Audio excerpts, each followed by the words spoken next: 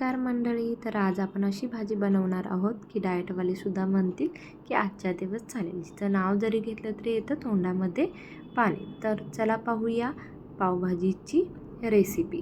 तर पावभाजीसाठी काय काय साहित्य लागणार आहे. तर लागणार आहेत बटाटे, फुलगोबी, मटार, शिमला मिरची, बीटरूट आणि गाजर. अशा भाज्या आहेत की घरात रोज दुर्लक्षित होतात पण पावभाजीमध्ये येऊन स्टार बनतात.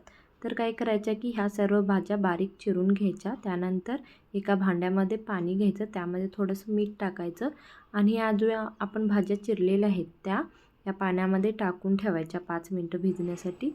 5 मिनटं त्यामध्ये ठेवल्यानंतर काय करायचं की ह्या सर्व ज्या भाज्या आहेत त्या काय करायच्या कुकरच्या भांड्यामध्ये टाकायच्या आणि त्यामध्ये थोडंसं काय टाकायचं पाणी टाकायचं आणि त्यामध्ये टाकायचं बटर.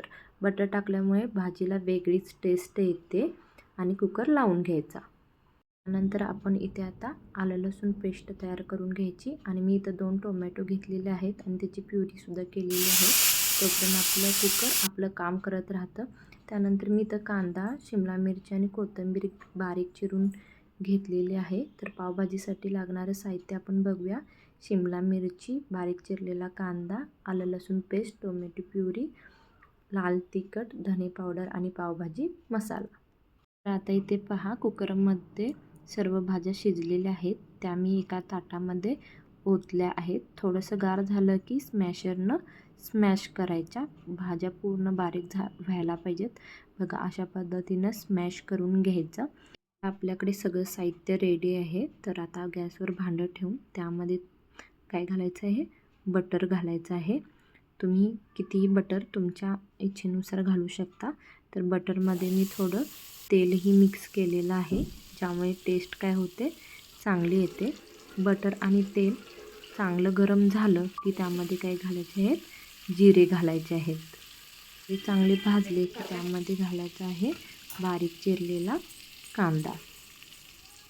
कांदा चांगला तेलामध्ये भाजून घ्यायचा. थोडासा लालसर झाला तरी चालेल. कांदा भाजून झाला की त्यामध्ये घालायचे आहे आलं लसूण पेस्ट. कांद्याबरोबर काय करायचे आलं लसूण पेस्टसुद्धा काय करायचे आहे चांगली भाजून घ्यायची आहे. त्यामध्ये कांदा आणि आलं लसूण पेस्ट चांगली भाजली की त्यामध्ये टाकायची आहे बारीक चिरलेली शिमला मिरची.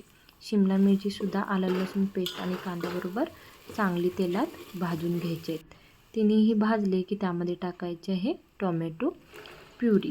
टोमॅटो प्युरी ही जरा जास्त वेळ तेलामध्ये भाजून घ्यायची, म्हणजे तिचा आंबटपणा मोडतो आणि ते होण्यासाठी त्यामध्ये घालायचं आहे थोडंसं मीठ. म्हणजे काय होते की ग्रेव्ही चांगल्या पद्धतीनं भाजली जाते.